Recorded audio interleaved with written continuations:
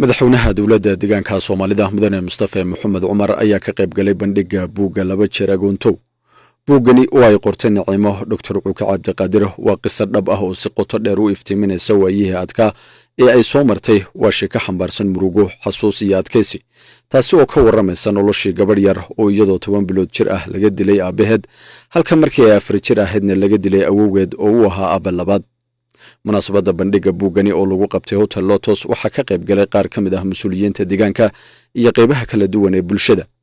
madaxweynaha oo munaasabadda ka hadlay ayaa waxa uu sheegay in buuggani uu daba socdo buugaag badan oo laga qoray tacadiyo kala duwan oo soo gaadhay bulshada, kuwaasi oo baryihii u dambeeyey la soo bandhigayay isla markaasina ay qoreen dadkii dhibtu sida tooska ah u gaadhay. haddii ayna wax qorin oo qoraal una jirin, taariikh aan qorin ma jirto. taariikh aan la qorin ma jirto. inta aan ka naqaano taariikhdii awiyaashiin waa inta wax laga qoray ee laga hayo hadda ee tixraac laga samaynayo. wixii la qoraa qurumahadhee muxuu hadal qiimo leeyahay, gabaygaasa laga tiriyey. hadal la sheego oo la waxeeyo cid xusuusanaysa ma jirto. saa darteed aad bay muhiim u tahay in buugaag la qoro, ama tacaddi ha ku saabsanaadaan, ama falsafada ha ku saabsanaadaan, ama dhaqaalaha ku saabsanaadaan, ama dhaqan ha ku saabsanaadaan. waxay doona ha noqdaan in wax la qoro ahmiyad gaar ah iyadu leedahay. waxaa kaloo ahmiyad gaar ah leh mawduuca laga qoraya hadda halkan dadkeena kale shacab dhibaatooyin fara badan qarniyo aad u balaaran la soo dirsay inay cashir ka bartaan wixii shalay dhacay oo jiilasha dambe wixii laga leexanayo dariiqa ee qodxaha leh iyo meesha in la mara ay tahay ay ku kala bartaan iyaduna ahmiyad bay leedahay. marka aad baan u bogaadinayaa gabadha yar ee 18 jirka sidii hore looga hadlay maanta maskaxdeedu ayna 18 ahayn. 18 jirku sida la sheegay maanta waxay mashquul ku yihiin inay game ciyaaraan iyo inay istaawadaan iyo inay sawiraan iyo waxaasa, laakiin taariikh baan qoraya yiraahdaan waxay ku tusaysaa xanuunka gabadha ku jirta ee muujinaysa.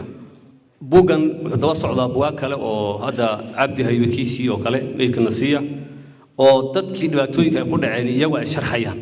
ma aha guddi la aasaasay tacaddi oo xogta ka qaadanaya iyaga, waa dadkii wax ku dhaceen oo afkooda ku hadlaya weyn.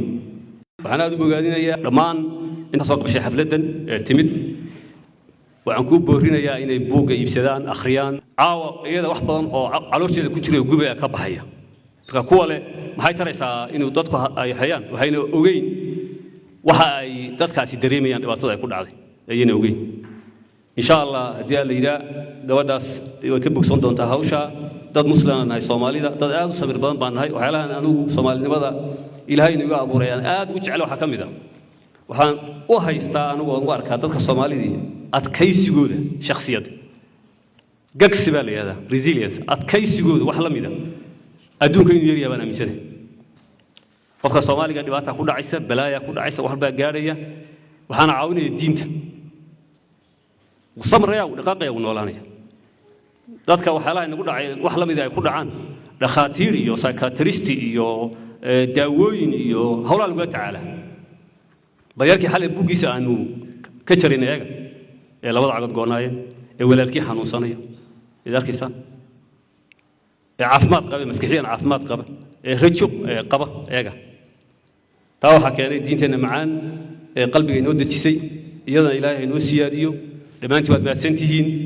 Naciimo Dr. Cuuke oo ah qoraaga buugga ayaa sidoo oo kale dareenkeeda cabirtay. horta mahadoo dhan waxay u sanaagtay Ilaahay subxaanahu wa tacaala ii suurtageliyey anoo nabad qaba, caafimaad qaba inaan buuggan qoro dhammaysna tiro. dhammaanteen inoo suurtageliyey in xafladan aan iskugu imaano quruxda badan. waxa la yidhi qofka bini aadanka wuxuu ku siiyey waxa ugu qurux badan waqtigiisa. marka dhammaantiin aad iyo aad baad ugu mahadsantiin sida quruxda badan waqtigiina aad ii siiseen, hawlihiina dib aad ugu dhigteen, taageerada iyo garab istaagga aad ii muujiseen. dhammaantiin waad ku mahadsantiin. abaalkaana waa idin hayaa, weligan waa idin hayn doonaa. haddaan wax yar dhex gala buuggan, horta saad magaciisa iyo kafarkiisaba ka arki kartaan, waxaa la dhahaa buugga magaciisa laba jeer agoontow.